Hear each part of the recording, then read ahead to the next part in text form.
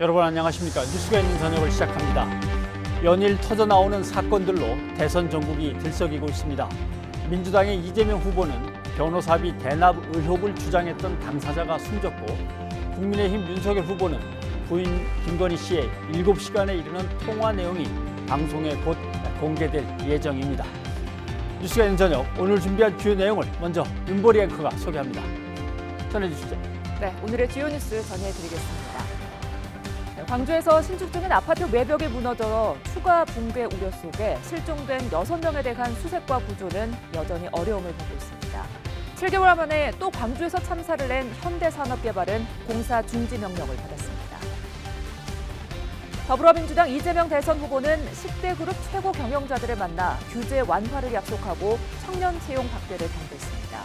또 타투 시술을 합법화하겠다고 밝혔습니다. 국민의힘 윤석열 후보는 게임 산업 발전 공약을 내며 20대 남성 표심 공략을 이어가고 있습니다. 최근 지지율이 오르는 안철수 후보와의 단일화 여부를 놓고 견제와 신경전도 고조되고 있습니다. 윤석열 후보의 부인 김건희 씨와 한 기자가 김 씨의 의혹 등을 두고 6개월간 20여 차례 통화한 음성 파일이 곧 공개될 것으로 알려져 파장이 예상됩니다. 김 씨와 잔고증명서 위조 피의자의 수상한 거래 의혹도 제기됐습니다. 첫 소식입니다. 어제 광주에 있는 아파트 신축공사 현장에서 건물 외벽이 무너지는 사고가 벌어졌습니다. 사고 당시에 현장 작업자 가운데 현재까지 6명이 연락이 끊긴 상태입니다. 추가 붕괴 우려 속에 수색이 시작됐습니다. 일단 첫날은 별다른 소득이 없이 작업이 종료됐습니다. 현장에 나가 있는 취재기자를 연결하겠습니다. 김민성 기자. 네, 광주 아파트 외벽 붕괴 사고 현장에 나와 있습니다. 네, 붕괴 사고가 벌어진 지 하루 만에 구조 인력이 건물 안으로 진입을 한 거죠? 예, 그렇습니다. 사고 이틀째인 지금까지 이 현장에서 일했던 노동자 6명이 연락 두절 상태입니다. 우선 사고 만 하루 만인 오늘 오후 3시 40분쯤 구조대원 20여 명이 건물 안으로 들어간 사실이 파악됐습니다. 조금 전 소방 브리핑이 있었는데요. 안전진단을 마친 뒤 소방은 오늘 오후 지하 1층에서 3층까지 정밀 점검을 했다고 합니다. 올라가기는 38층까지 올라갔는데 장애물이 많아 정밀 수색은 하지 못했다고 합니다. 무너진 26층에서 28층에서는 구조견 6마리 중 4마리가 반응했습니다. 각기 다 다른 층이었다고 하고요. 구조견이 현재 반응을 보이는 건 10여 층이 쌓여 있는 곳입니다. 하지만 그 이상 접근하지 못하는 건 그곳이 낭떠러지, 벼랑이기 때문입니다. 상당히 위험한 상황에서 구조와 수색 작업이 이뤄지는 것으로 보입니다.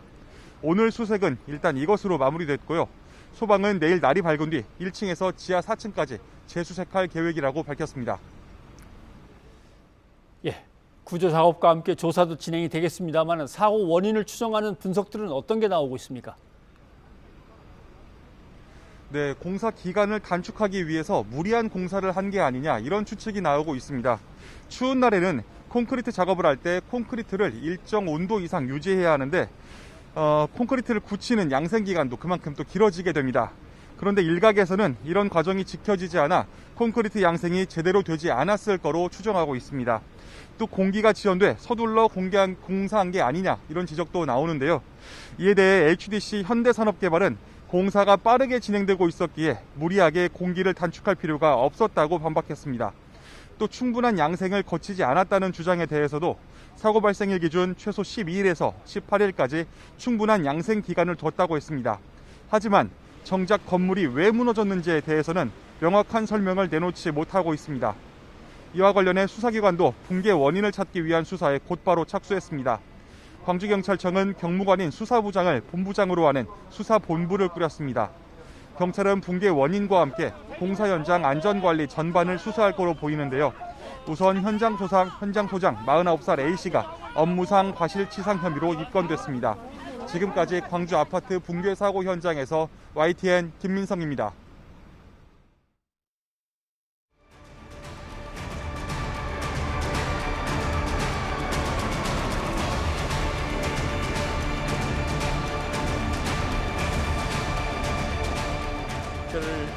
마치겠습니다.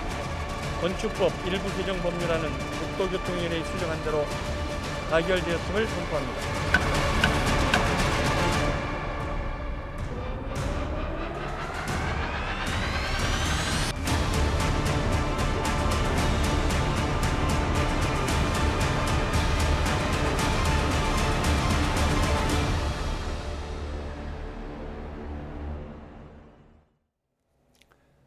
네.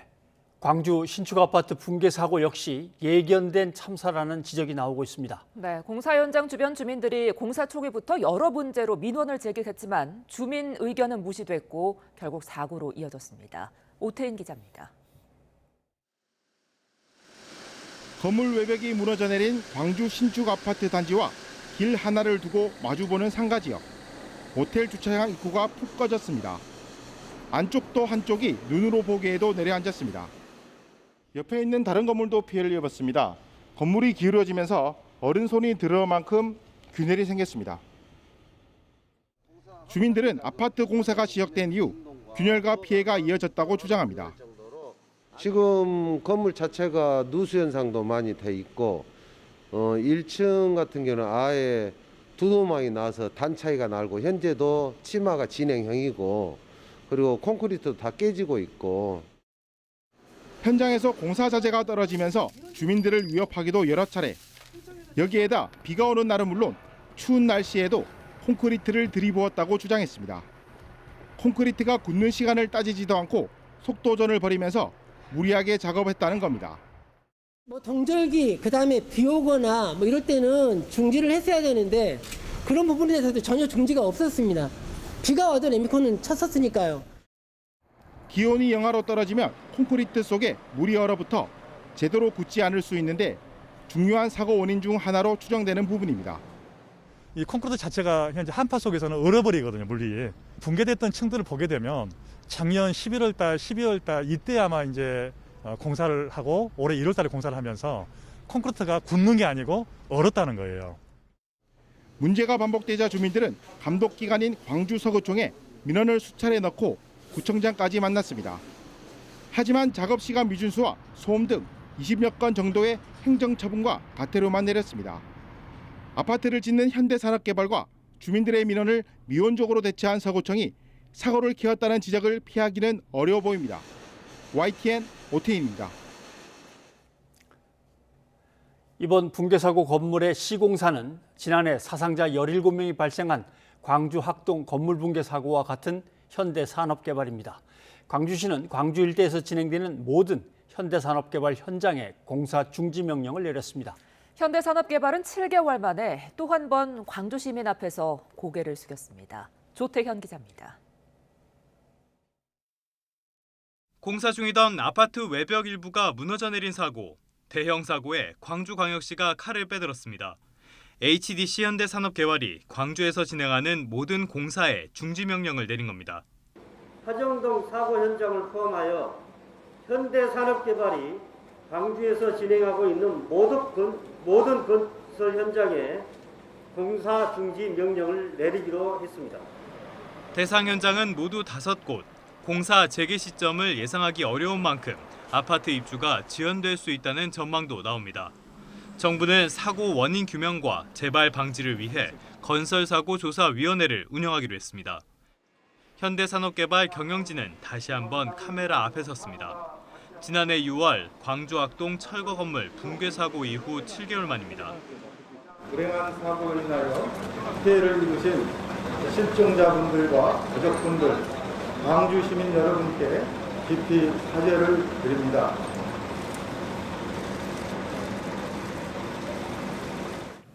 사고가 발생한 건 공교롭게도 건축물 관리법 개정안, 이른바 학동참사 방지법이 국회를 통과한 날이었습니다.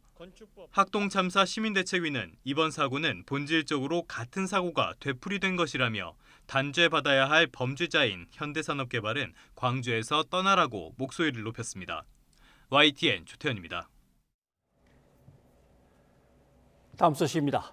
더불어민주당 이재명 후보의 변호사비 대납 의혹을 주장하는 녹취록을 제공하고 검찰의 조사를 받은 이모 씨가 모텔에서 숨진 채로 발견됐습니다. 타살이나 극단적 선택 정황은 나오지 않아 정확한 사망 경위 확인을 위해 부검이 진행될 예정입니다. 이준혁 기자입니다. 서울 신월동 한 모텔. 어제 저녁 8시 40분쯤 더불어민주당 이재명 대선 후보의 변호사비 대납 의혹 관련 녹취록을 처음 폭로한 54살 이모 씨가 발견된 곳입니다. 지난 8일부터 실종됐다는 연락을 받은 종업원이 침대에 누운 채 숨진 이 씨를 발견해 경찰에 신고했습니다. 이 씨는 석 달쯤 전부터 해당 모텔에서 장기 투숙하고 있었습니다. 월세를 밀리긴 했지만 생활고 수준은 아니었던 것으로 전해졌습니다. 11월 1일부터 돈 좀 붙여달라 했더니 아직 인근이 안 나와서 그러니까 조금만 기다려달라고 했대요. 당시 현장에서는 타살 정황은 물론 극단적 선택을 했다고 볼 만한 특이점이 없었던 것으로 조사됐습니다. 가족과 지인들은 이 씨에게 당뇨 등 가족력이 있었고 최근 스트레스가 심해 건강이 나빠지기도 했다고 설명했습니다. 고인의 명예를 실추시키는 행동, 기사, 워딩들은 여기 계신 언론인 여러분들도 좀 자제하셨으면 좋겠다라는 간곡한 부탁을 유족을 대신해서 드립니다. 그리고 이 씨는 이재명 후보의 공직선거법 위반 사건을 맡은 변호사가 수임료 명목으로 현금 3억 원과 주식 20억 원어치를 받았다고 폭로한 시민단체에 관련 녹취록을 처음으로 제공한 인물입니다. 순서대로 예정되어 있던 계획들이 있었는데 계획이 이제 중단되게 됐고요. 제가 구속 고발한 이후에 24시간 저 사람의 인생과 삶이 그냥 피폐해진 겁니다. 경찰은 이 씨의 시신을 부검할 예정인 가운데 정확한 사망 경위는 부검 결과와 경찰 조사를 지켜봐야 드러날 것으로 보입니다. 변호사비 대납 의혹을 수사하고 있는 검찰은 이 씨가 참고인 조사를 받은 건 사실이라며 앞으로 관련 수사를 이어갈 것이라고 밝혔습니다. YTN 이준엽입니다. 이 씨의 사망에 대해 국민의힘이 이재명 후보 사퇴를 촉구하자 민주당은 이 후보는 전혀 무관하다며 흑색선전이라고 일축했습니다. 윤석열 후보의 부인 김건희 씨가 기자와 7시간 통화한 녹음 파일이 공개될 거라는 보도에 국민의힘은 강하게 반발했습니다. 최하영 기자입니다. 이재명 후보의 변호사비 대납 의혹을 제보한 인물이 숨지자 국민의힘은 대검찰청을 항의 방문했습니다. 벌써 이 후보 의혹과 관련한 인물로 세 번째 죽음이라며 이 후보를 향해 책임을 물었습니다. 자신과 관련된 사안에서 계속되고 있는 의문의 죽음에 대해서 이재명 후보는 최소한 후보직 사퇴로서 일말의 책임이라도 지기를 바랍니다. 이와 관련해 윤석열 후보는 이 후보에 대한 직접적인 언급 대신 검찰의 철저한 수사를 촉구했습니다. 명복을 빌고 가족들께서도 검찰에서 철저히 조사를 해서 억울한 죽음이 안 되게 좀 해드려야 되지 않겠나 생각하고 있습니다. 여기에 정의당과 국민의당도 오싹하다, 서늘하다는 표현으로 이 후보에게 날을 세웠습니다. 죽음의 그림자가 짙게 드리운 이런 의혹들을 줄줄이 달고 있는 채로 대통령이 되겠다고 큰소리치는 것은 정의롭지도 않고 상식적이지도 않습니다. 이 후보와 연루된 사건 관계자는 죽음으로 떠밀려 가는데 정작 이 후보는 아무것도 모른다며 가증한 미소만 띄고 공수포면 남발하고 있습니다. 이 후보는 고인에게 애도를 표하면서 말을 아꼈습니다. 망인에 대해서 너무 안타깝게 생각하고 명복을 빕니다. 입장은 우리 선대위에서 낸 게 있으니까 참고해 주시면 좋겠습니다. 민주당 선대위는 이 후보와 아무런 관계가 없고 실체적 진실이 가려지기 전까지 고인은 대납 녹취 조작 의혹 당사자라며 국민의힘을 향해 죽음을 흑색선전에 이용하는 조작 전문당이라고 비판했습니다. 반면 국민의힘은 윤석열 후보의 부인 김건희 씨가 기자와 7시간 통화한 녹음 파일이 공개될 예정이라는 보도가 나오자 발끈했습니다. 김 씨에게 거짓으로 접근해 대화를 몰래 녹음한 뒤 선거 시점에 터뜨리는 정치 공작이라며 보도할 경우 법적 조치를 예고했습니다. 이에 민주당 박영선 선대위 디지털 대전환 위원장은 어느 대선 후보 부인이 기자와 7시간씩 통화를 하느냐며 외향적인 김 씨가 공개 활동을 하지 않는 것은 리스크 때문이라고 평가했습니다. 여야 양강 후보의 지지율이 접전인 상황에서 혹시나 악재가 될라 여야 모두 노심초사하는 분위기입니다. YTN 최하영입니다. 네, 보신 대로 국민의힘 윤석열 대선 후보의 부인 김건희 씨가 한 매체 기자와 7시간 통화한 녹취가 공개될 거라는 소식이 또 전해졌습니다. 그리고 이재명 후보 역시 자신의 의혹을 제기했던 녹취록 제공자가 숨지면서 또다시 논란에 휩싸였습니다. 자, 정치권 소식 최영일 평론가와 살펴보겠습니다. 어서 오십시오. 안녕하세요. 예. 김건희 씨의 녹음 얘기부터 한번 시작을 해보자면, 예, 지난 6개월 동안 김건희 씨하고 20여 차례에 걸쳐서 계속 통화를 했는데 그 시간을 합치면 한 7시간 정도 된다. 그렇습니다. 예. 그 언론사의 기자가 다른 언론사한테 이걸 넘겨주고 그 언론사가 이걸 보도할 거다. 이렇게 되는 겁니다. 그렇습니다. 예. 그러니까 이제 오는 일요일 공개하겠다라는 예고가 나와 있는데요. 7시간 안에 이제 어떤 이야기들이 담겨 있겠는가? 사실은 뭐 여러 가지 처음에 언론 인터뷰를 한 것이 이른바 줄리설 이걸 부인하기 위한 인터뷰가 나왔죠. 그 당시에는 이제 경선 과정이었습니다. 그래서 홍준표 당시 후보는 이런 경우는 없다. 정치권에서 본인에 대한 스캔들을 본인이 언급하면 안 된다. 뭐 이런 또 조언을 내놓기도 했었는데요. 어쨌든 당시에 나는 일하고 학업하고 병행하고 바빠서 그러한 소문의 이야기는 내가 아니다라고 하는 취지였습니다. 자, 그런데 그 외에도 여러 기자와 통화를 했죠. YTN 보도도 있었고요. 그리고 이제 또 다른 매체 보도도 있었는데, 자, 특정 매체의 특정 기자와 6개월 기간 동안 20여 차례 통화를 하면서 이 전체적으로 누적 시간은 한 7시간이 되는데, 자, 그럼 공개하는 이유가 있어야 되겠죠. 결국 이제 국민의 알 권리라든가 지금 배우자 리스크의 이제 중심에 있는 김건희 씨가 이른바 대국민 사과를 한 바가 있습니다. 근데 이후에 윤석열 후보의 지지율은 좋지 않았어요. 플러스보다는 마이너스 효과가 더 나왔어요. 왜 그러냐면 이게 7분대는 6분이 좀 넘는 기자회견에 대부분이 주로 이 남편 윤석열 후보에 대한 언급들이 많다 보니까 사과는 짧았고 어찌 보면 남편에 대한 이야기가 더 많았다. 부적절한 사과였다. 이런 비판이 높았습니다. 그리고 이제 보수층에서도 조금 이 불안감을 느끼는 지지층도 나타났고요. 그런데 이번에는 7시간이면 도대체 무슨 얘기가 들어있는지는 예단하기 어렵습니다. 추측도 안 되는데 여러 가지 미주알, 고주알 주고받은 이야기, 기자를 좀 설득하려고 하는 이야기도 있을 수 있고 기자에게 좀 또 어필하고자 하는 이야기도 있을 수 있고 거기에는 자랑도 있을 수 있고 하소연도 있을 수 있습니다. 그래서 이걸 결국은 들어보는 국민의 판단의 몫이에요. 다만 이것을 일목요연하게 매체가 뽑아서 정리해서 편집해서 내기는 어려울 것으로 보여져요. 지금 저 상대 쪽에 보면 이른바 형수 욕설 녹취 파일 이걸 이제 선거 때 틀겠다. 이재명 후보의 이제 아주 거친 언사를 직접 들으면 찍을 국민이 없을 거다 이런 얘기가 돌았잖아요. 근데 그 녹취를 틀겠다라고 하는 사람들이 있는데 보수층에 문제는 이걸 발췌 편집하면 의도가 개입되는 거니까 처벌 대상이 될 수 있고 풀 버전을 공개하는 것은 형사적 처벌 대상은 아니다. 다만 손해배상 소송의 민사 대상은 될 수 있다.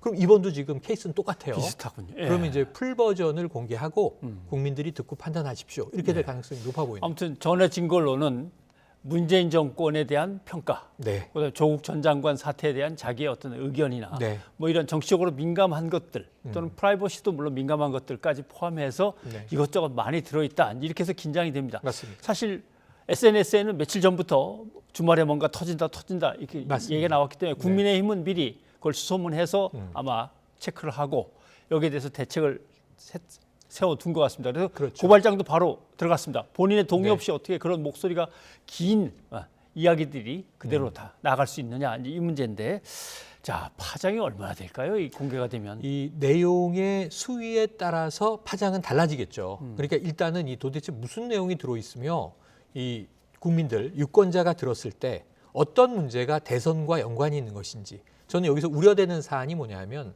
요즘에 유튜브에서도 여러 가지 또 이제 쌍방에 대한 네거티브성 정보들이 공개되고 그래도 해석되고 전파되지 않습니까? 그런데 문제는 그게 적정 수위를 지킨다면 유권자에게 의미 있는 정보를 주는 건데, 문제는 이제 그 수위를 넘어가서 과도한 스캔들이나 혹은 뭐 색깔칠하기 혹은 마녀사냥 이런 쪽으로 흘러가게 된다면 이거는 사실은 선거의 본질을 좀 벗어나는 것일 수 있거든요. 그래서 국민들이 대통령 후보자의 배우자에 대해서 알아야 할 것이 무엇인가, 이런 대목인 것 같아요. 지난번 사과 때 김건희 씨가 내놓은 말은 자신은 혹시 남편이 대통령에 당선되더라도 조용히 뒤에서 내조만 하겠다. 뭐 이런 이야기를 했는데 그런 맥락에 맞는 것인지 아니면 국민들이 좀 놀랄 만한 이야기가 들어있는 것인지 그게 제일 중요할 것 같고요. 만약에 좀 무리를 빚을 수 있는 발언들이 몇 개라도 튀어나오게 되는 경우에는 당연히 당장 다음 주부터 지지율에 또 영향을 줄 것으로 보여집니다. 사실은 뭐 자연인 김건희 씨에 대해서 언론이나 또는 국민들도 그렇게 관심을 가질 이유는 없습니다. 맞습니다. 다만 대통령 후보라고 하는 남편에게 어떤 영향을 미칠 수 있는 정도의 정치적 성향이 그렇습니다. 있는지 아니면은 관련해서 두 사람이 어떤 일에 연루가 돼가지고 하나의 어떤 관계에서 그렇죠. 문제가 될 수 있는 것들이 발견될 수 있는지 뭐 이런 것들을 이제 따져보는 건데 그러니까 아주 대소사, 뭐 가정 내 대소사나 개인 문제를 많이 피력했을 거라고 보여지기보다는 기자와의 대화니까 질문을 가진 쪽은 기자잖아요. 예. 지금 벌어지고 있는 여러 상황에 대해서 그럼 윤 후보는 어떤 입장인가요?를 배우자에게 물어볼 수 있는 거고 지금 같이 연루돼 있는 사안에서 아까 말씀하신 대로 조국 전 장관 사태에서 왜 이런 일이 빚어지게 된 것이냐. 당시 윤석열 총장은 왜 그런 일을 이제 진행한 것이냐. 근데 그러면 배우자 입장에서 본인이 아는 대로 이야기했을 수도 있고 좀 굉장히 좀 다양한 정보가 나올 것 같습니다. 박영선 전 중소기업 장관이죠? 이제 벤처부 장관은 지금 뭐 민주당 선대위에 들어가 있습니다만은 그렇게 가만히 있을 성격은 아니고 네네. 자기 의견을 갖다가 강하게 어필하는 스타일이다라고 네. 한 적이 있는데 한번 들어보시죠. 예. 세상에 어느 대선 후보 부인이 기자와 7시간씩 통화를 하겠습니까? 그거 하나만 보더라도 어떤 성격의 소유자인지는 짐작이 가실 거다. 저는 이렇게 생각합니다. 아, 그만큼 좀 적극적인 분이시다. 네. 그 통화 녹음 내용이 나오면은 그것도 또 조금 선거에 영향을 줄 거라고 보세요? 뭐 안 들어봐서 모르겠습니다만 모르지만, 예. 그렇지 않을까. 뭐 기획 전시할 때 이제 그때부터 알았는데요. 지금의 그 예를 들면 그 후보 부인이 선거에 나오지 못할 정도의 상황, 이것은 저는 비정상이다라고 보고 있습니다. 후보 부인은 리스크가 있는 그런 것으로 지금 이제 보여지고 아예 나오지를 못하지 않습니까? 이렇게 반쪽인 어떤 그런 선거 운동이 진행되는 것 자체가 윤석열 후보에 대한 평가에 상당한 영향이 있을 거다. 저는 그렇게 보고 있습니다. 끝까지 가도 이분 못 나오실 거라고 보고 계세요? 그렇습니다. 네. 좀 내성적이거나 뭐 이래서 그렇지 않습니다. 성격이 내성적인 분은 아닙니다. 예, 음성이 공개되면서 기질이나 어떤 정치적 네네. 성향 같은 게 드러날 수도 있지만 또 하나 국민들은 대통령 뒤에서 대통령을 실제로 움직였던 최순실, 최서원이라고 이름을 바꿨습니다만 그 사람에 대한 어떤 트라우마 같은 것도 사회적으로 있단 말이죠. 그래서 사실 상당히 좀 민감할 수도 있는데 어떻게 진행이 될지 모르겠습니다. 그런데 보시면 지금 박영선 전 장관 이야기처럼 이게 이 박영선 전 장관은 지금 상대 쪽 선대위에 있지만 국민의힘 내부에서 나온 이야기도 크게 다르진 않아요. 리스크를 굳이 언급하진 않았고 김건희 씨의 직접적인 사과로 어쨌든 배우자 문제는 한번 꺾고 넘어갔다 이렇게 이제 생각하는 입장인데 그리고 사업하는 분이지 않습니까? 적극적이다, 사교적이다, 남성적이다 이런 얘기는 많이 나왔었죠. 네. 자, 이재명 후보 얘기로 좀 넘어가 봐야 되겠습니다. 자, 자기의 변호사비 대납 의혹을 주장하면서 녹취록을 제공했던 제보자가 숨진 채로 발견이 됐습니다. 지금 뭐 사망 원인에 대해서 명확하게 밝혀진 건 없는 것 같습니다. 밝혀진 게 없습니다. 이제 부검의 결과를 기다려봐야 되고요. 그래서 오늘 이속보가 나왔는데 이속보에 대해서 정치권에서 특히 야권에서 바로 이제 이 비방전이 벌어진 것은 좀 아쉬운 점이 있어요. 왜냐하면 지금 이제 아까 리포트 나왔습니다만 광주에서도 안타까운 이제 건설 현장 사고로 지금 6분이 실종 상태이지 않습니까? 그런데 이제 사람이 생명을 잃은 사건인데 사인도, 사망의 경위도, 이유도 아무것도 아직 나온 건 없어요. 그런데 문제는 이게 아까 이 피켓 보고 깜짝 놀랐는데 간접 살인이라는 말도 등장을 했고요. 오싹하다, 뭐 서늘하다 이런 표현들, 죽음의 그림자 그게 오늘 나올 이야기인가 싶어요. 먼저 왜 돌아가시게 됐는지에 대한 경위를 이 조사기관에서 밝히고 그리고 나서 이 자연사일 수도 있고요, 돌연사일 수도 있고요, 또는 지금 타살이나 혹은 극단적 선택의 정황은 아직 없다는 거고요. 유서는 안 나왔고 장기 투숙해서 기거하던 숙소에서 침대에 누운 채 사망했다. 근데 이게 워딩이 이렇게 나온 거죠. 이재명 후보의 대납 의혹 최초 제보자 사망. 그러니까 너무 이상하게 느껴지는 분위기가 돼버렸는데 민주당의 여기에 대한 항변은 자 이것은 대납 의혹은 조작해서 제기한 것이었고 조작 제보자였고 허위 제보자다. 그리고 거기에 대해서는 지금 조사가 진행되고 있다. 수사의 결과를 열어봐야 한다. 여기에 대해서 왜 야당이 이 죽음의 책임을 마치 이재명 후보에게 있는 것처럼 더 씌우느냐. 이재명 후보와는 무관한 인물이다. 이런 입장이거든요. 여기에 대해서는 조금은 신중하고 차분한 접근이 필요합니다. 여야 모두 마찬가지입니다. 알겠습니다. 자, 그 부분에 대해서는 조작됐다 아니다의 부분은 저희도 취재를 해서 보도한 적이 있는데 한번 보면 이 후보의 공직선거법 위반 혐의 재판의 변호를 맡았던 이모 변호사가 당시에 수임료 3억 원, 그다음에 쌍방울 주식 20억 원을 받았다는 내용이 담겨 있다. 이렇게 했는데 그 내용을 잠깐 한번 들어보시죠. 들어볼까요? 직원 이렇게 했잖아요. 네. 사모하고 주식 20억 했으니까 이재명 지사 관련 받는 주식도 3년 있다가 파는 조건이 있으니까 조건은 큰 차이 없잖아요. 아니 근데 그런 거를 그러니까 얘기를 하면 안 되는 게 그럼 제가 다 얘기를 하고 다니는 게 되잖아요.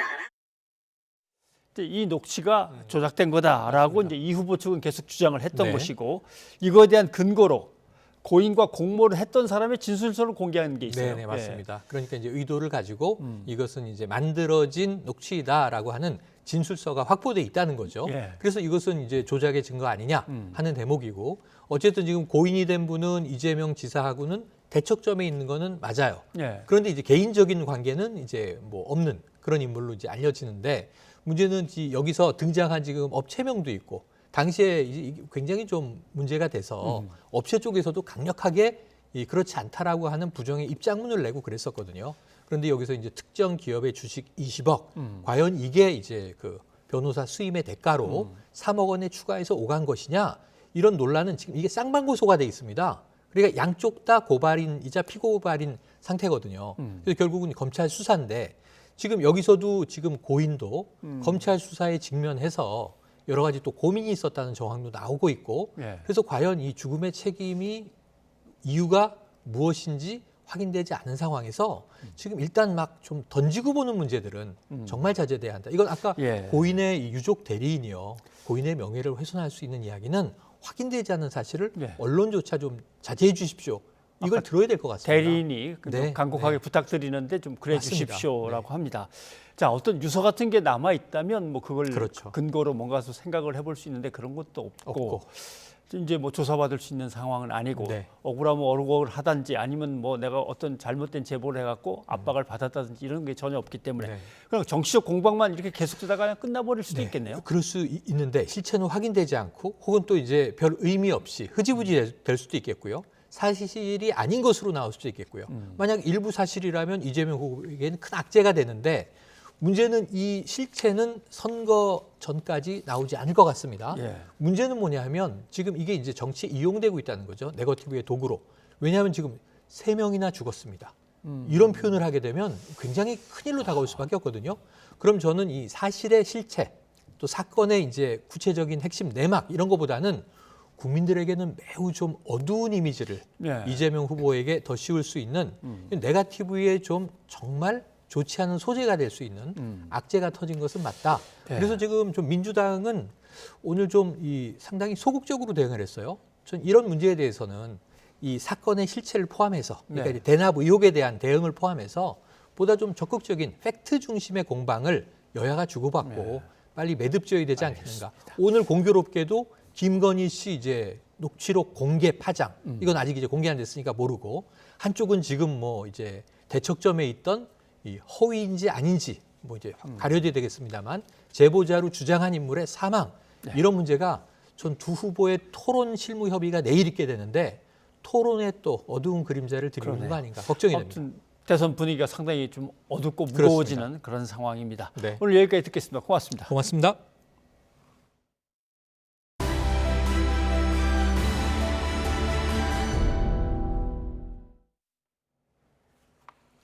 더불어민주당 이재명 후보는 10대 기업 최고 경영자들을 만나 기업 고충을 듣고 청년 채용을 당부하며 경제 행보를 이어갔습니다. 윤석열 후보의 북한 미사일 선제 타격 발언에는 전쟁 위기를 조장하는 이유가 뭐냐며 정면 공격했습니다. 나연수 기자입니다. 더불어민주당 이재명 대선 후보와 10대 그룹 CEO들이 넥타이를 풀고 만난 자리. 이 후보는 기업 규제가 시장의 합리적 경쟁과 효율을 제고하지 않는다면 과감히 철폐, 완화하겠다고 밝혔습니다. 기업의 이윤 추구를 나쁘게 보지 않는다며 사회적 공헌도 하나의 동기가 될 수 있는 만큼 청년 일자리에 더 관심을 가져달라고 당부했습니다. ESG 경영의 일환으로 이렇게 생각하시고 이 청년 채용을 좀 과감하게 좀 늘려주시는 것도 한번 고려해 주십사 말씀을 드리고 싶습니다. 10대 산업을 중점 육성해 임기 내 연간 수출액 1조 달러를 달성하겠다는 산업 공약도 내놨습니다. 반도체와 2차 전지 등 이미 경쟁력을 확보한 5대 산업은 슈퍼클러스터로 로봇, 그린에너지, 우주항공 등 떠오르는 5대 산업은 신산업 프로젝트로 밀겠다는 구상입니다. 정부의 적극적인 지원과 시장 개척을 통해서 연간 7.8% 정도의 수출 증가율을 우리가 확보하면 충분히 1조 달러를 이룰 수 있다라고 판단이 됩니다. 국민의힘 윤석열 후보의 전날 선제 타격 발언에 대해서는 전쟁 위기를 조장하는 이유가 뭐냐며 강공을 폈습니다. 마치 화약고 안에서 불장난하는 어린이를 보는 것 같은 불안감이 듭니다. 지금이라도 선제 타격 발언 철회를 요청드립니다. 이 후보 선대위는 윤 후보의 선제 타격 발언 논란과 맞물려 안보 인사 2명을 영입했습니다. 한동안 정책 발표와 경제 행보에 집중해온 이재명 후보는 윤석열 후보의 지지율이 반등하자 보다 적극적으로 공세를 펼치는 모습입니다. 이와 함께 타투 시술 합법화를 약속하는 등 제2의 탈모약을 노리는 소확행 공약 발표도 이어가고 있습니다. YTN 나연수입니다. 국민의힘 윤석열 후보는 젊은 남성층을 겨냥한 게임 관련 공약을 내놨습니다. 이재명 후보를 향해선 원색적 비난을 쏟아내는데요. 북한 미사일 선제 타격로 낸 추가 해명을 내놓으며 한 발 물러섰습니다. 황혜경 기자입니다. 국민의힘 윤석열 후보가 또다시 20대 남성, 소위 2대남들의 이목을 끄는 카드를 꺼내들었습니다. 바로 게임입니다. 많은 돈을 쏟아부어도 좀처럼 얻기 힘들어 게이머들을 트럭 시위에까지 나서게 했던 확률형 아이템의 정보를 공개하도록 하고 규모가 큰 게임 회사에는 권익보호위원회를 만들어 이용자들이 직접 감시하도록 하는 등 게이머들의 목소리를 적극적으로 반영한 공약을 제시했습니다. 게임 정책의 핵심은 게이머가 우선이고 지금까지 게임 이용자에게 가해졌던 이 불공정 문제를 완전히 해소하겠습니다. 무엇보다도 게임을 질병으로 보던 시각이 잘못됐다며 지역별로 e스포츠 경기장도 설립하고 게임을 권장하는 방향으로 파격 전환을 시도했습니다. 윤 후보는 경기도 선대위 발족식에선 민주당 이재명 후보를 정조준했습니다.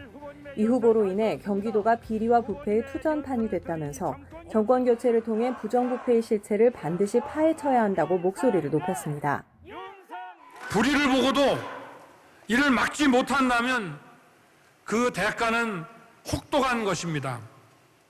더 이상 불의와 불공정에 의해 우리 국민이 고통받는 모습을 두고 보지 않겠습니다. 북미사일 선제 타격론에 대한 여권의 비난이 쏟아지는 데 대해선 북한의 공격에 대비한 우리의 삼축 체제를 말한 거라며 확대 해석을 경계했습니다. 이른바 삼축 체제라고 선제 타격, 미사일 요격, 대량 응징 보복 이 3단계의 삼축 체제를 말씀드린 겁니다. 당내 갈등을 수습한 뒤 공약을 쏟아내고 있는 윤 후보. 2030 남성을 중심으로 지지율이 빠르게 회복되는 양상인데 안철수 후보로 빠져나간 지지세를 모두 가져올 수 있을지 관심입니다. YTN 황혜경입니다. 대선 후보들의 경쟁이 가속화가면서 생활 밀착형 공약도 쏟아지고 있습니다. 먼저 이재명 더불어민주당 후보는 오늘 45번째 소확행 공약인 비의료인 문신 합법화를 약속했는데요. 눈썹 문신을 예로 들며 의료인에게 시술받으면 합법, 그리고 문신사에게 받으면 불법인 현행의료법의 문제점을 지적했습니다. 비의료인의 문신 합법화 논의는 이번이 처음이 아니죠. 민주당 박주민 의원 법안을 포함해 국회에는 문신 관련 법률안이 다수 발의돼 계류 중인데요. 하지만 의료계는 관련 논란이 불거질 때마다 반대 입장을 고수해왔습니다. 대한의사협회 측은 이번 이 후보의 공약에 대해서도 문신을 국가가 장려해서는 안 된다고 지적했습니다. 가장 큰 문제는 이게 이제 진피내로 연구에 주입하다 보니까 나중에 요새 평균 수명도 긴데 늙어서 죽을 때까지 제거가 안 되고 계속 남아요. 그러니까 문신을 반대하는 게 아니라 그 신습적인 행위는 나중에 제거가 안 되고 바꿀 수가 없기 때문에 저희가 그거는 그 국가에서 장려해서는 안 된다 이렇게 생각을 합니다. 이번엔 윤석열 국민의힘 후보의 공약 살펴볼까요? 윤 후보는 심쿵 약속 7번째 공약으로 온라인 부동산 등기부등본 무료화를 제시했는데요. 온라인상에서 무료로 뗄 수 있는 주민등록등본이나 건축물 대장 등과 마찬가지로 부동산 등기부등본도 무료로 뗄 수 있게 하겠다고 약속했습니다. 이 등기부등본 무료화는 부동산 업계 수건 가운데 하나인데요. 이미 국회에도 등기부등본 수수료를 무료화하는 법안이 발의돼 있습니다. 그런데 이 부동산 등기부등본 발급 업무는 법원 행정처 산하의 조직인 등기소의 업무입니다. 이렇다 보니 사법부 소관 업무를 행정부의 수반인 대통령이 협의도 없이 마음대로 무료로 할 수 있겠느냐는 주장도 나오는데요. 관련 공약에 대한 입장을 묻는 질문에 법원 행정처는 일단 말을 아꼈습니다. 특정 후보의 공약과 관련해서 법원 행정처가 어떤 입장을 내는 것은 적절하지 않은 것 같다는 것이 이제 우리 법원 공식 입장입니다. 지난 2020년 한 해 동안 거친 등기부등본 열람 수수료는 642억 원 규모로 알려져 있습니다. 뉴스가 있는 저녁 윤보리였습니다.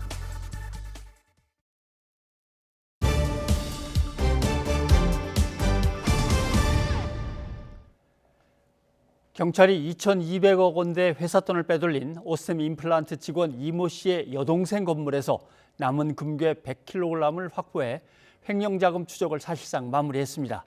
경찰은 오스템 임플란트 본사를 또 압수수색해서 이 씨가 거액을 빼돌린 경위와 공범 여부에 대해서도 수사하고 있습니다. 박규환 기자가 보도합니다.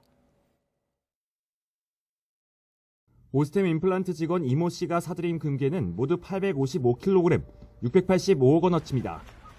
경찰은 이 가운데 행방이 묘연했던 100kg을 이 씨의 여동생 소유 건물에서 확보했습니다. 아버지가 극단적 선택을 했다는 소식을 들은 이 씨가 심경의 변화를 일으켜 금괴에 소재를 털어놓은 겁니다. 앞서 이 씨는 회사 돈 2,215억 원을 횡령해 모두 주식에 투자했는데 이 가운데 335억 원은 회사에 돌려놨습니다. 하지만 이후 모두 42개 종목에 투자했다가 무려 761억 원을 손해봤고 계좌에 남아있던 잔액은 255억 원 정도였습니다. 나머지 돈으로는 빚을 갚고 금괴와 가족명의 부동산과 리조트 회원권 등을 사들인 것으로 조사됐습니다.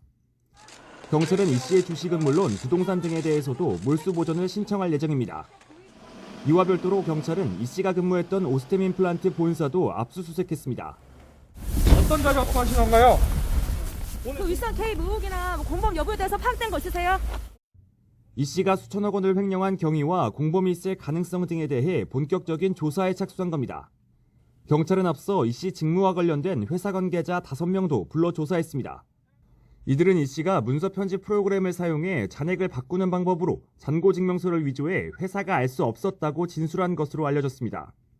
경찰은 금괴 등 범죄자금 은닉 범행에 가담한 이 씨 부인과 처제 등 5명도 입건해 공범 혐의를 적용할지 검토하고 있습니다. YTN 박기환입니다. 광주 아파트 건물 붕괴 사고에 이어서 강원도 춘천에서도 공사 중인 초고층 아파트에서 불이 났습니다. 자체 소방시설이 가동되지 않아 소방관들이 소화기를 들고 49층 꼭대기까지 뛰어 올라갔습니다. 지환 기자입니다. 아파트 꼭대기에서 불과 연기가 치솟습니다. 공사 중인 아파트 49층 집 안에서 화재가 발생한 건 오전 9시 40분쯤. 아파트 가구 배치 작업을 하던 노동자가 처음 발견하고 신고했는데 작업 중이던 노동자 4명이 대피했고 이 가운데 1명이 연기를 마셔 병원으로 옮겨졌습니다. 특히 불이 난 곳이 워낙 높아 화재 진압에 애를 먹었습니다. 준공전 아파트라 자체 스프링클러가 작동하지 않았고 고가 사다리차가 닿기에는 워낙 높은 높이라 소방관들이 직접 소화기를 들고 49층까지 뛰어올라야 했습니다. 저희 대원들이 올라가가지고 소화기랑 그다음에 그 등집 펌프, 그다음에 뭐 이런 것들을 활용해가지고 그리고 또 고층이다 보니까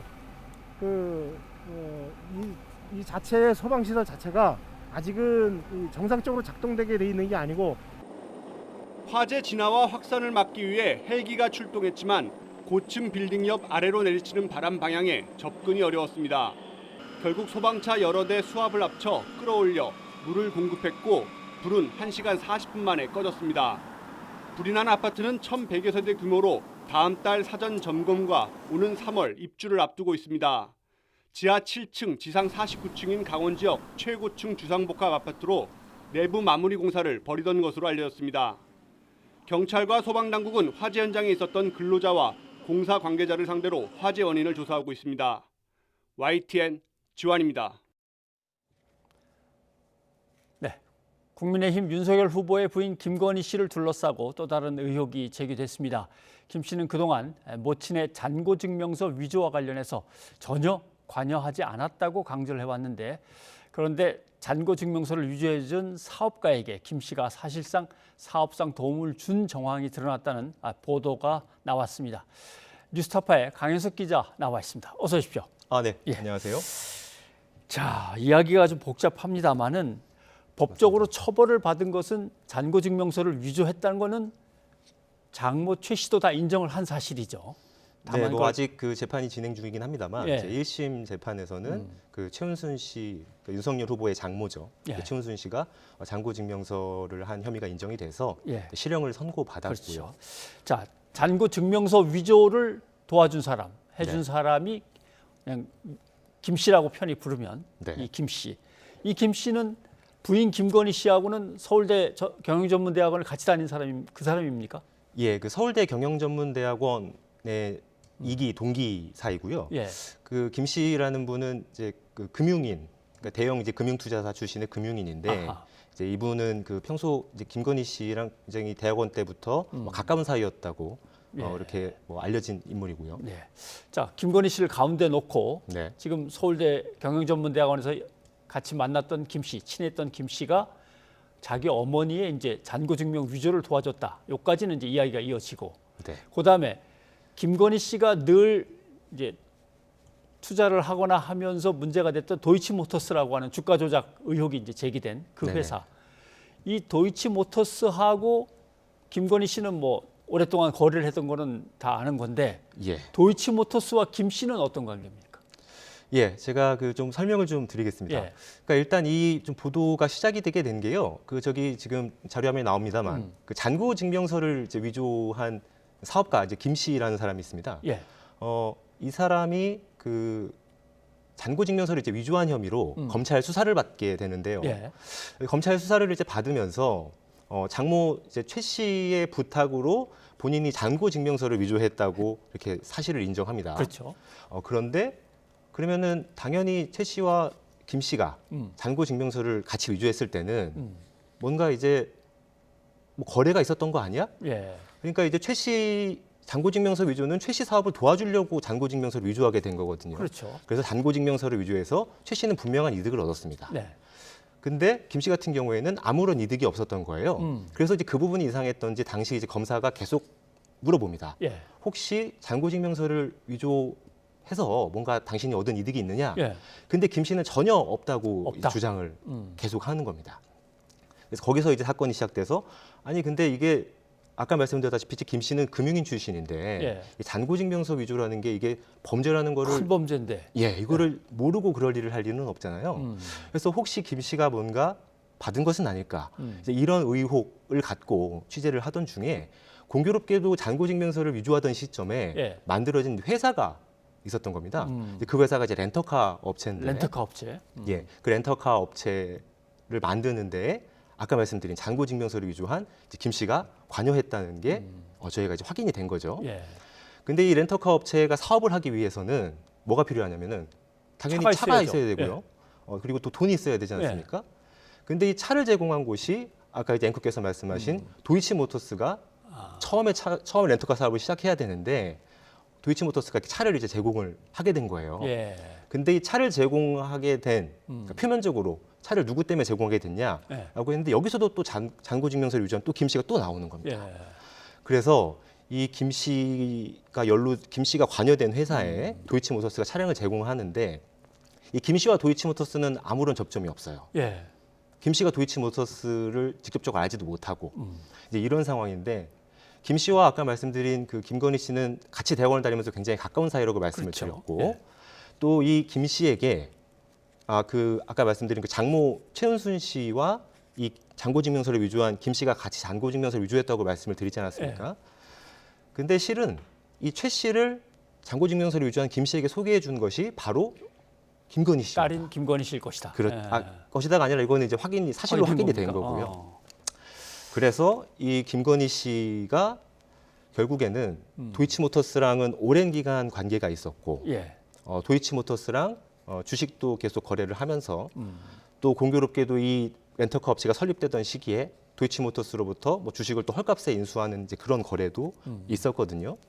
그래서 이 도이치모터스가 차량을 제공하는 데에 김건희 씨가 관여한 거 아니냐. 그러니까 본인이 이제 잘 알고 지내던 잔고증명서를 위조해준 김 씨 회사에. 알겠습니다.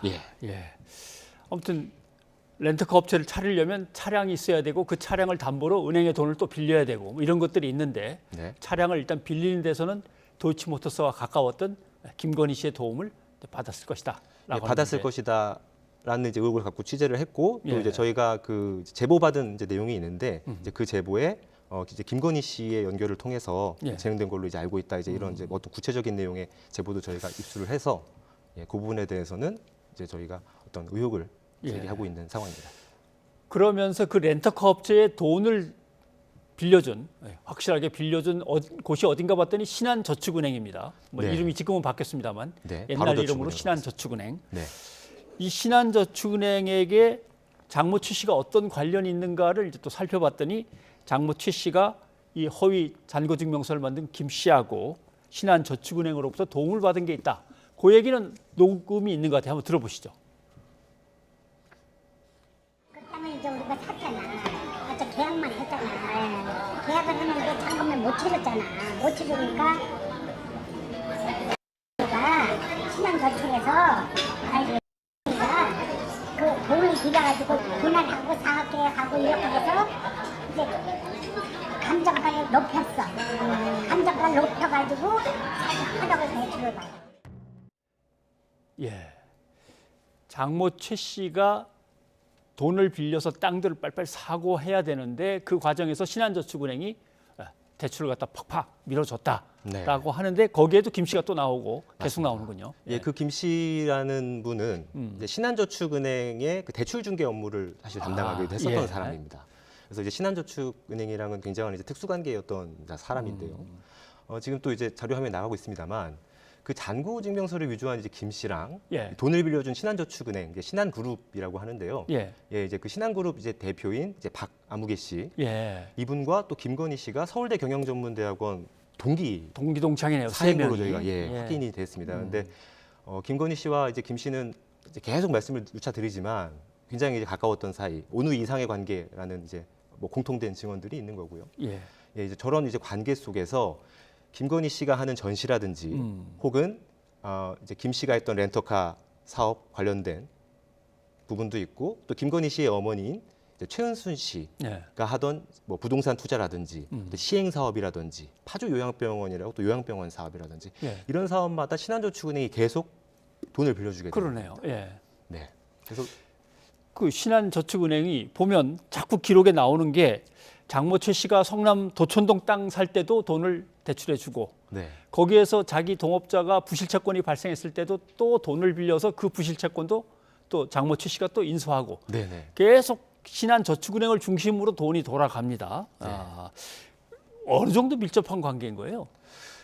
그러니까 이제 굉장히 좀 어떤 복잡한 금융 거래들이 계속 이제 일어나서 좀 혼란스러우실 수도 있을 것 같은데 그러니까 일반적으로 사업을 할 때 사업가라면 당연히 이제 그런 시중은행에서 돈을 빌려서 사업을 하고 싶어 합니다. 왜냐하면 그게 이제 이자도 싸고 그러니까요. 근데 이제 저축은행, 그것도 이제 신한저축은행이라는 곳에서 이제 김건희 씨 그리고 최은순 씨는 여기서 이제 보통 사업을 할 때 돈을 계속 초기 자금을 계속 빌리는 거예요. 저기 지금 이제 자료 화면 나오고 있습니다만 뭐 렌터카 업체 그리고 뭐 성남시 도촌동 땅, 파주 요양병원 그리고 김건희 씨가 했던 뭐 전시회라든지 이런 데에다 계속 이제 대출을 해주고 협찬을 해주고 이게 전부 그 2013년 이제 이후에 일어난 이제 일이거든요. 그래서 저희가 또 취재를 해보니 이게 담보가 확실하지 않으면 또 대출이 사실 어렵잖아요. 근데 이런 어떤 담보 이상의 대출을 해준 뭐 경우도 있다. 그래서 이건 굉장히 좀 특수관계라고 볼 수 있다. 라는 자, 문제는 이것이 윤석열 후보하고 무슨 상관이냐, 처갓집 문제지라고 하는 그 부분인데 보면은 이 신한저축은행이 저축은행 사태가 딱 터졌을 때 그때가 그러니까 2011년 뭐 그때란 말이죠. 근데 수사를 받은 건 2013년. 2013년이면은 김건희 씨하고 윤석열 후보가 결혼한 상태일 때입니까? 예, 맞습니다. 그 뭐 두 분이 2012년 이제 2012년 3월에 결혼을 했는데요. 그러니까 윤석열 후보와 김건희 씨가 결혼한 이후에 2012년 7월에 이제 금융감독원에서 당시 이제 저축은행 이제 사건 관련해서 이 신한저축은행의 아까 말씀드린 박아무개 대표를 금감원에서 고발을 합니다. 이 고발을 한 사건이 또 공교롭게도 이제 윤석열 후보가 당시 재직하고 있던 이제 대검 중수부로 이과 이거로 배당이 되는 거죠. 물론 이제 이제 윤석열 당시 이제 검사는 이제 그 사건 도중에 서울중앙지검 이제 특수부로 발령이 나긴 하는데 어쨌든 금감원이 고발한 사건을 잠시 이제 윤석열 후보 쪽으로 배당이 됐던 것은 사실이고 문제는 이제 2013년 3월 그러니까 이제 금감원에서 고발된 사건이 배당되고 나서 수사를 한 다음에 2013년 3월에 검찰이 그 박아무개 대표에 대해서 불기소 처분을 내리게 됩니다. 그래서 이게 혹시 어떤 뭐 연관이 있는 것이 아니냐? 라는. 그러니까 결국 신한그룹 박 씨 일가는 그 수사에서 일단 전부 다 빠져나오는군요. 맞습니다. 어쨌거나 보면은 김건희 씨의 서울대 경영전문대학원 때의 그 친구들이 결국 이것도 맞고 저것도 맞고 함께 연루가 되기 시작하는데 이제 윤석열 후보가 여기에 진짜 뭐 한 게 있습니까? 아니면 뭔가 뒤를 갖다 좀 봐준 게 있습니까? 이런 건 물어봤을 거 아니에요. 예, 당연히 이제 저희가 질의를 윤석열 후보 측에 했고요. 이제 윤석열 후보 측은 그 당시 이제 신한저축은행 사건을 수사하거나 지휘한 적이 없고, 그리고 그 불기소 처분을 내린 것은 이제 자신과 당연히 이제 무관하고 일이고요. 그리고 그 이제 배우자인 김건희 씨 관련된 얘기도 같이 전해왔는데, 그 이제 잔고증명서 위조 사건에 이제 관여된 사실이 없고, 그리고 뭐 당시에 이제 어떤 뭐 잔고증명서 위조 등을 대가로 한 뭐 이제 특혜를 어딘가에 주거나 이런 것은 전혀 사실 무근이다. 이런 입장을 전해왔습니다. 그동안의 취재를 계속하면서 정황이나 이런 걸로 봐서는 아직도 취재를 계속해 들어가야 된다고 보십니까? 예, 뭐 저희가 아무런 뭐 근거 없이 이제 보도를 하거나 이제 그럴 수는 없는 거라서 저희가 당연히 이제 여러 차례 뭐 검증을 하고 뭐 관계자들 인터뷰를 하고 또 이제 김건희 씨와 같이 이제 뭐 당시 이제 사업을 했던 사람들도 이제 인터뷰를 다 이제 해서 보도를 지금 한 상황이라서 말씀해주신 대로 저희가 뭐 확인되는 내용이 있으면은 더 이제 또 추가 보도를 좀 하려고 알겠습니다. 자, 그건 또 나중에 한번 다시 취재가 완성이 되면 더 들어보겠습니다. 뉴스파 강 기자 고맙습니다. 네, 김건희 씨를 둘러싼 뉴스타파의 의혹 보도, 김건희 씨 측 반론도 좀 들어봐야 되겠습니다. 국민의힘의 윤희석 선대위 상임공보특보가 지금 연결돼 있습니다. 윤 특보 안녕하십니까? 네, 안녕하세요. 예. 지금 대충 들으셨을 텐데 김건희 씨와 잔고증명서 위조를 했던 피의자 김 씨 그리고 렌터카 업체 사이에 이 거래 의혹이 제기가 됐습니다. 이 내용에 대해서는 어떻게 판단하고 계십니까? 제가 그 보도 내용을 봤는데요.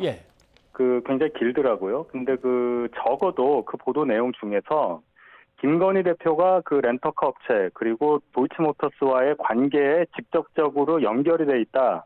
이런 사실관계를 밝힌 것은 단 하나도 그 보지 못했습니다, 제가. 그저 추측, 뭐 사적인 관계가 있다.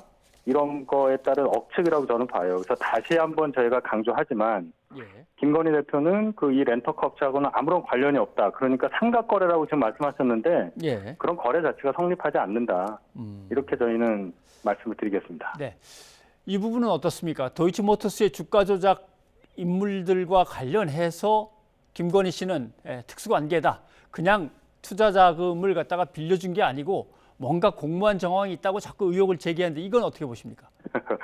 정황이라고 하시니까 제가 이렇게 말씀을 드릴게요. 작년 12월 초에 이 도이치모터스 주가 조작 관련자들을 다 기소를 해서 그 나온 공소장을 보면요. 김건희 대표에 대한 언급이 없습니다. 당연한 결과예요. 왜냐하면 이분들하고 뭐 만난 적도 없고 만났다 하더라도 4개월 정도 계좌를 일임했다가 회수한 분들이잖아요. 그렇기 때문에 국가조작을 공모했다는 혐의 자체가 상당히 이건 거짓에 가까운 얘기다. 그리고 보시면 김건희 대표처럼 이 도이치모터스 관련 관계자들하고 어떤 거래 관계, 즉 계좌를 빌려주거나 그랬었던 사람 90명이 넘어요. 그럼 국가조작은 은밀하게 하는 게 기본이잖아요. 그런데 100명 가까이 되는 사람이, 그 많은 사람이 비밀을 한꺼번에 잘 유지하면서 서로 공모해서 주가 조작을 한다? 영화에서도 아마 못 나올 얘기로 저는 생각을 하고요. 그러면 여러 차례 윤 후보가 강조하신 대로 내 아내는 법적으로 문제될 게 전혀 없다. 이 부분에 대해서 이제 확실히 신뢰하고 계시는 거군요. 그렇죠. 2년 가까이 지금 검찰이 수사를 하고 있지 않습니까? 그동안 나온 게 없어요. 자, 알겠습니다. 검찰이 반부패부를 동원해서 2년 가까이 수사를 해왔는데 뭐 나온 게 없지 않습니까? 그리고 이런 식으로 얘기를 하는 것은 대선 2달도 안 남긴 이 시점에서 이런 식의 언론 플레이 하는 것은 의도가 짐작이 돼요. 이거는 수사를 빙자한 선거 개입에 가까운 일이다. 이렇게 말씀을 드리겠습니다. 자, 그리고 또 하나는 김건희 씨가 한 매체의 기자하고 오랜 기간 동안 전화로 주고받았던 것들이 이제 녹음이 됐는데 그 녹음이 한 방송사를 통해서 곧 공개가 될 거다라고 예고 기사가 나와버렸습니다. 이거는 어떻게 보십니까? 정치 공작이라고 보십니까?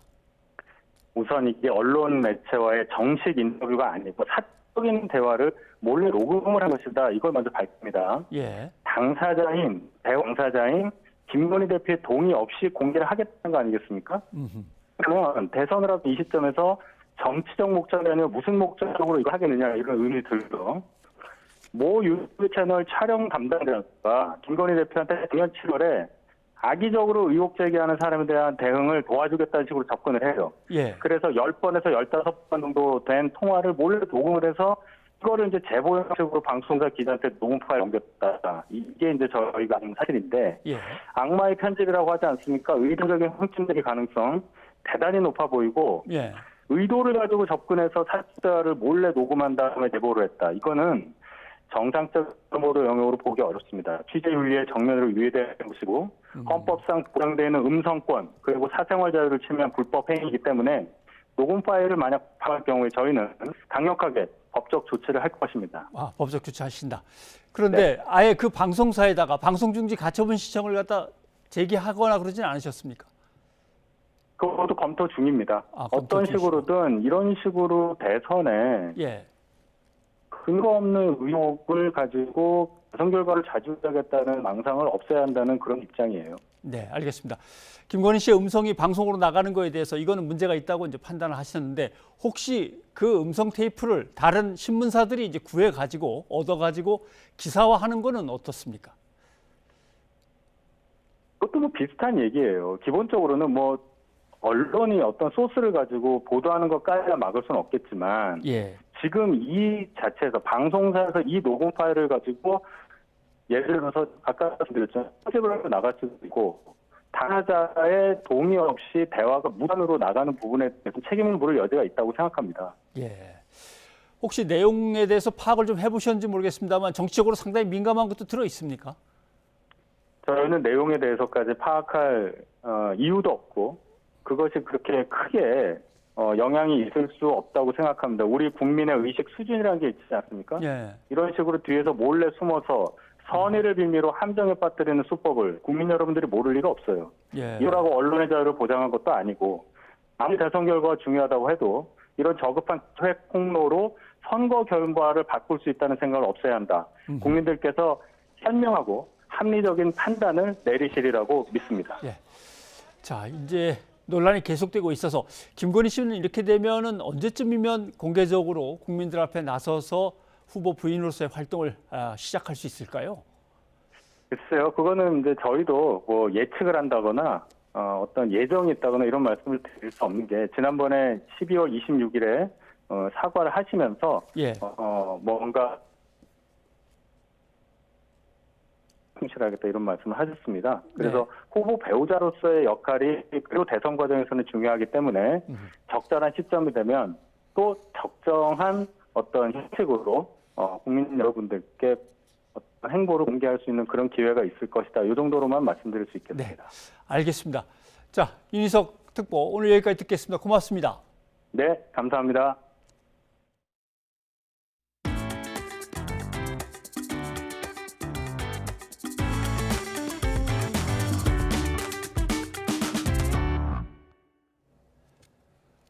북한이 어제 진행한 극초음속 미사일 시험 발사에 연속으로 성공했다고 밝혔습니다. 김정은 국무위원장이 거의 2년 만에 미사일 발사를 직접 참관하며 전쟁 억제력 강화를 위해 무기 개발에 박차를 가할 것을 지시했습니다. 이교준 기자입니다. 북한은 김정은 국무위원장이 참관한 가운데 국방과학원에서 진행한 극초음속 미사일 시험 발사를 연속 성공했다고 밝혔습니다. 노동신문은 미사일에서 분리된 극초음속 활공 비행 탄두부가 600km 시점부터 재도약했고 240km를 강하게 선해 기동해 1000km 수역의 설정 표적을 명중했다고 보도했습니다. 선해 기동은 진로를 바꾸며 날아가는 것으로 요격 미사일 회피 능력을 과시한 것으로 보입니다. 또 북측 주장대로라면 이번 미사일은 지난 5일 시험 발사 때보다 약 300km를 더 날아간 셈입니다. 김 위원장 참관 모습도 공개했는데 미사일 발사 참관은 지난 2020년 3월 이후 1년 10개월 만입니다. 김여정 국무위원도 무기 시험 발사 참관에 동행하며 자신의 위상을 재확인했습니다. 김 위원장은 발사 성공을 높이 평가하면서 전략적인 군사력과 전쟁 억제력 강화를 위한 성과를 계속 쟁취해 나갈 것을 강조했습니다. 김 위원장의 미사일 발사 참관은 자신의 국방력 성과를 대내외 가시하면서 대미 협상력을 높이려는 이중포석이라는 분석이 높습니다. 첫 번째의 성과라는 의미도 있고 또 한편에서는 대미 협상력을 제고하는 측면에서 자신의 핵무력 고도화 수준을 과시하는 측면, 이 두 가지 다 같이 가지고 있다고 볼 수 있습니다. 북한은 이번 시험 발사를 최종 시험 발사라고 표현해 실전 배치를 예고했습니다.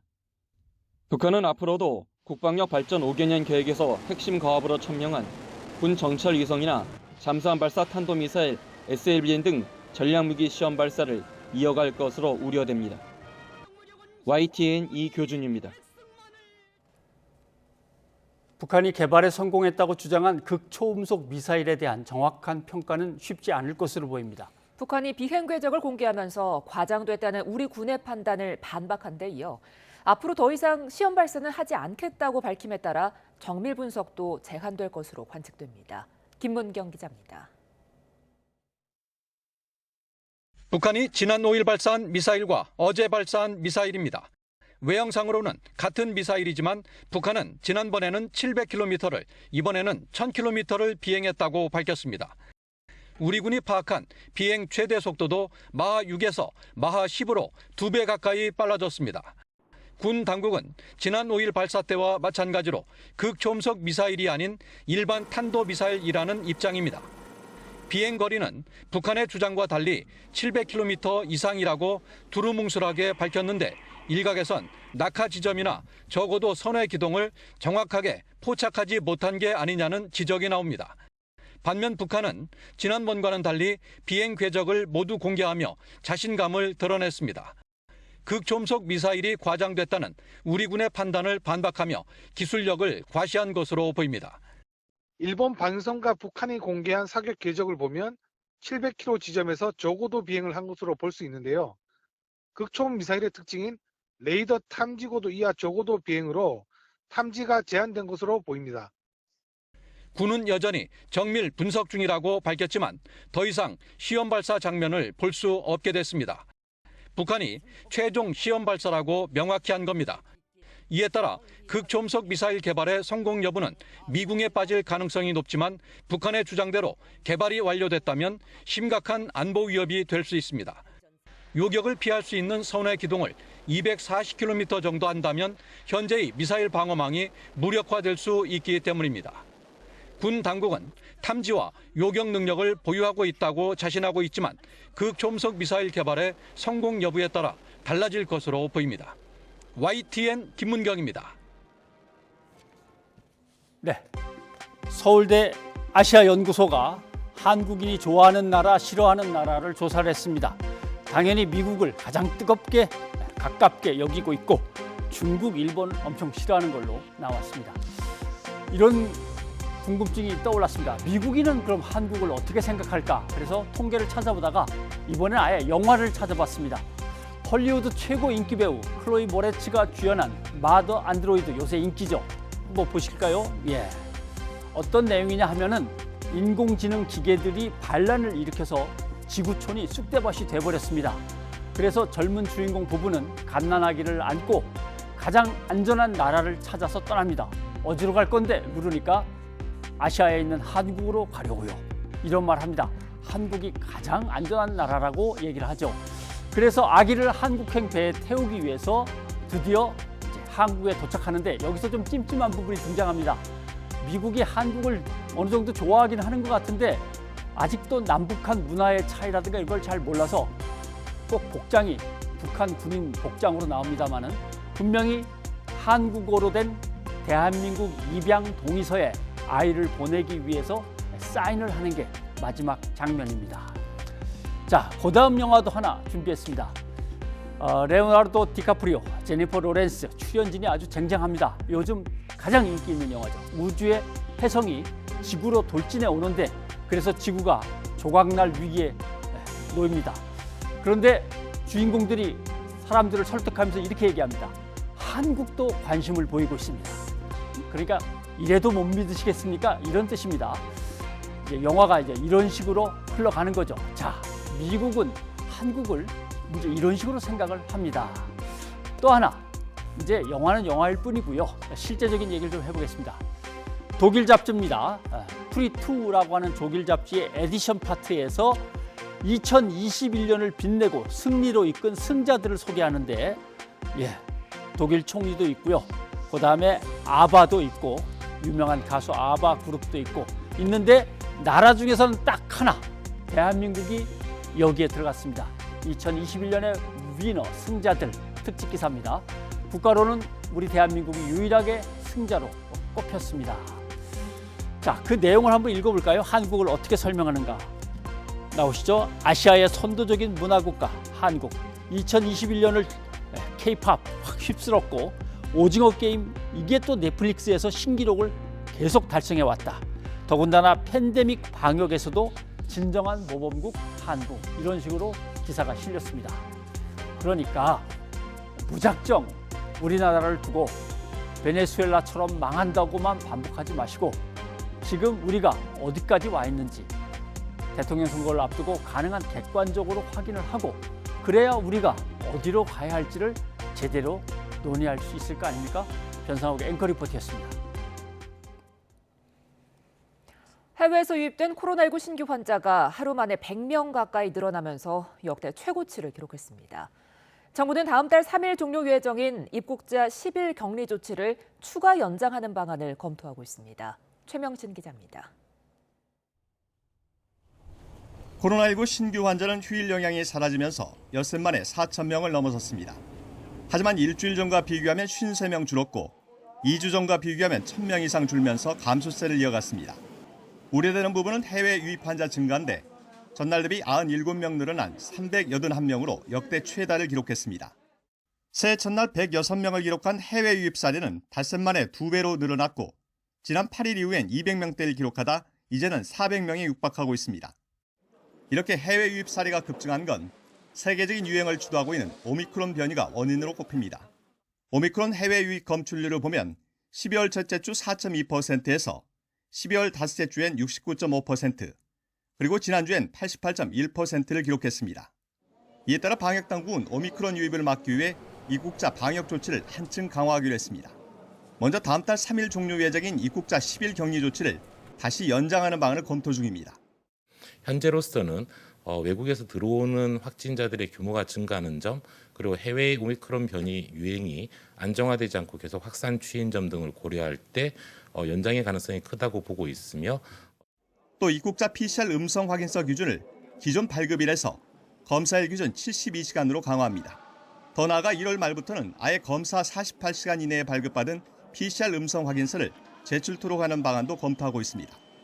방역당국은 지난 5일에서 9일 미국에서 개최된 CES에 참석했던 국내 기업인 70여 명이 대규모로 확진됐다며 행사 참석자들은 조속히 PCR 검사를 받아달라고 요청했습니다.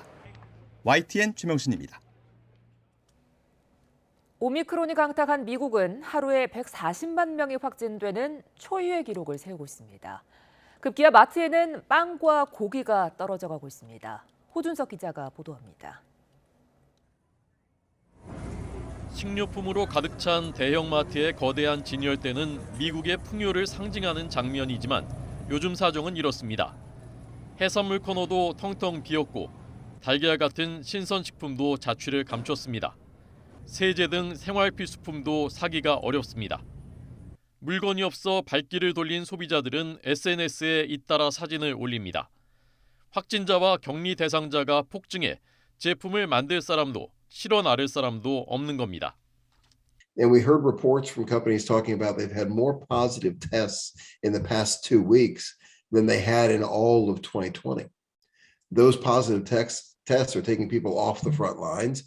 코로나 이후 정부 지원금이 늘고 집 밖이 위험해지자 일손 구하기는 어려워졌고 이는 공급망 대란과 물가 상승으로 이어지고 있습니다. 급기야 수전 클러크 미국 상공회의소 회장은 합법 이민을 더 받아 물가가 계속 오르는 인플레이션에 대응해야 한다고 정부에 요구했습니다. 인플레이션 잡기에 식료품 부족 사태까지 미국 정부의 고민이 깊어지고 있습니다. YTN 호준석입니다. 시청자 여러분의 의견 소개해드립니다. 네, 윤석열 후보의 부인 김건희 씨의 통화 관련해서 보도가 곧 될 것이라는 이야기를 가지고 의견들을 들어봤는데 6192님이 국민 누구든 자기가 한 말에 대한 책임은 자기 몫입니다. 그래서 늘 언행을 조심해야 합니다 하셨습니다. 네, 이재명 후보의 변호사비 대납 의혹을 주장한 인물이 사망했다는 소식 전해드렸는데요. 0277님, 사인도 확인 안 된 상황에서 제기되고 있는 네거티브가 보기 껄끄럽습니다 하는 의견 주셨습니다. 지금까지 시청자 여러분의 의견 소개해드렸습니다. 네, 뉴스가 있는 저녁 오늘 저희가 준비한 소식은 여기까지입니다. 저희는 내일 다시 인사드리겠습니다. 여러분 고맙습니다.